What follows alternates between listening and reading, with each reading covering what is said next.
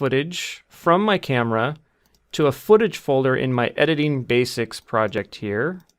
It's sitting in this folder. And we're going to open up Adobe Premiere. Now that Premiere has loaded to this splash screen, I'm just going to click on the New Project button. And I'm going to title this Editing Basics. And I'm going to save this project in the Project Files folder of my Editing Basics project that's on the desktop. So I'm going to click on Browse, go to my desktop, Editing Basics, and my project files. The first thing you want to do is just import your footage into Premiere. So we're going to go up to File, Import, and then find the location of our media. In this case, it's on the desktop, Editing Basics, Footage, and I have this folder, Scott Pilgrim Picture Show 6/30/17. So I'm going to select all of that footage to import. I'll select the first one, scroll all the way down to the last video clip, hold down Shift, and click on the last one. That will select all the footage, and I hit Import. Now it's going to import all that footage for me.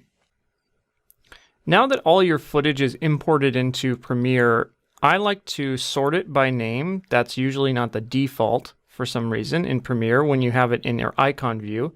So I'll click on this little double triangled Sort Icons button and click on Name.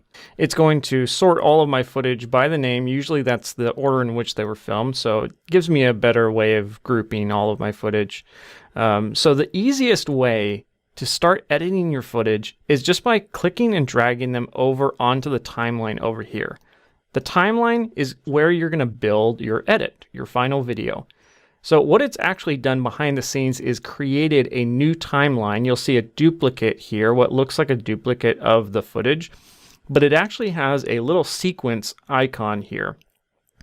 And what we can do is just simply single click on the name, and then instead of naming it exactly the same name as the clip, we'll just name it Scott Pilgrim Picture Show, the name that we want our actually final video to be named.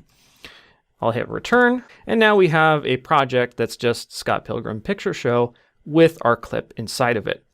And now we can just start adding more clips. So say we want this one to be next, and then finally this clip. Once we have all of our footage that we want on the timeline, or at least our first few shots, I'm going to show you how to use simply two tools to start editing. The first one is the selection tool. The shortcut is V, and this is the most basic kind of tool in Premiere. So if you want to move a clip from left to right, and actually if you want to shorten a clip, you can use the selection tool. The way that you do that is in Premiere, a lot of the tools are context sensitive, meaning they will change depending on what you are hovering over. So if I hover over the beginning of this clip, you'll see that it turns into a little bracket with an arrow next to it pointing right.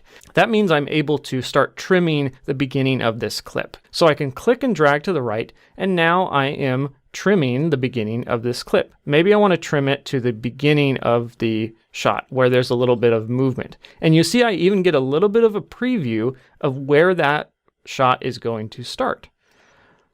I can move my playhead over, and sure enough, that's where that shot starts.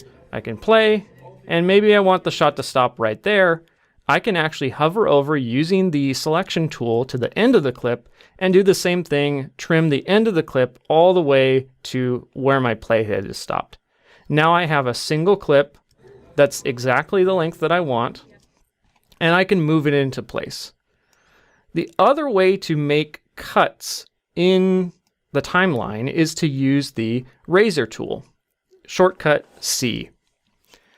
So if I have a shot that I want to cut the beginning and end of in the middle here, say I have a pan down shot to the location of the building, I can make a cut where I want the footage to begin and end. So if I want it to begin at the sky here, I will make a cut simply by single clicking on the footage, and that's made a cut. And I'll press play to the end, and that seems good. And I'm going to make another cut. Now I'm going to switch over to my selection tool using the V shortcut. select all the footage that I don't want, and hit delete. Now I can even select the space that I don't want here on the timeline and hit delete.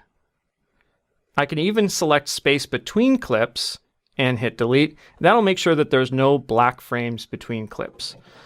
Let's quickly even edit this clip using just the selection tool as well.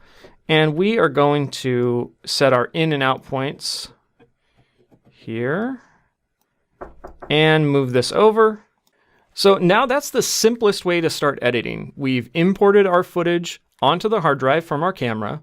We've opened up Premiere, saved the project.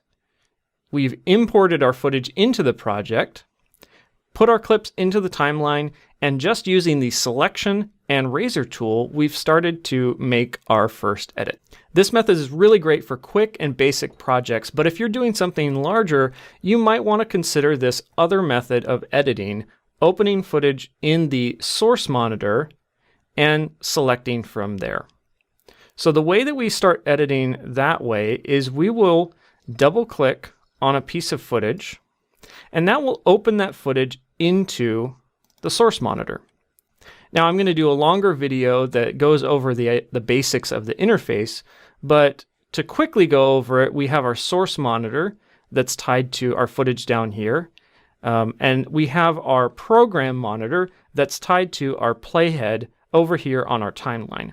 Think of the playhead as a little eyeball that's looking straight down, and whatever it sees is going to show up in the program monitor. So if I hover over this clip, this piece of footage, that frame, is going to show up in the program monitor. Opening footage up in the source monitor allows us to select exactly the point that we want and import only that part of the footage into our timeline. So let's play through this shot and find what we want.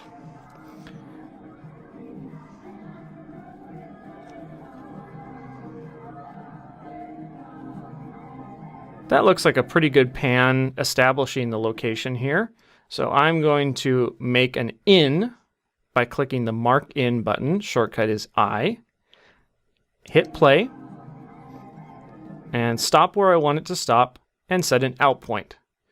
Now I can simply click and drag the thumbnail here down onto the timeline, and that will bring in just that part of the footage.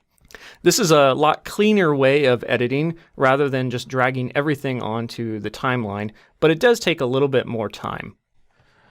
Some things to keep in mind is that when you create your first sequence, when you drag over your clip to the empty sequence over here, it actually creates a sequence with the same settings as your original footage.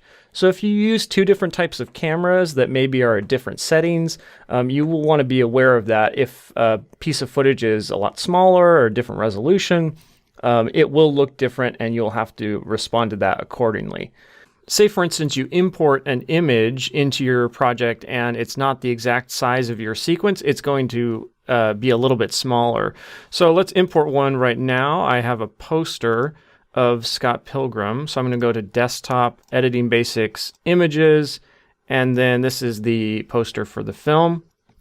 I'm going to import that and then click and drag it onto my timeline. And what you can see is that is a very low resolution image. I want that to fill the screen. So I will right click on the clip and then select Set to Frame Size. If you have an image or a piece of footage that is a different size as your sequence, you can always right click and use the Set to Frame Size shortcut as a way to match everything up together. Another thing to be aware of as you're editing your videos, sometimes you want to have people talking and then have footage appear over the top of them. So for instance, if you're editing a news package like this story, you will have an interview and then you might have some B-roll over the top as the interviews are going on. So I shot some interviews here and I'm going to bring this particular interview into the timeline and I will find a good soundbite from this first interview. So let's go ahead and listen to this interview.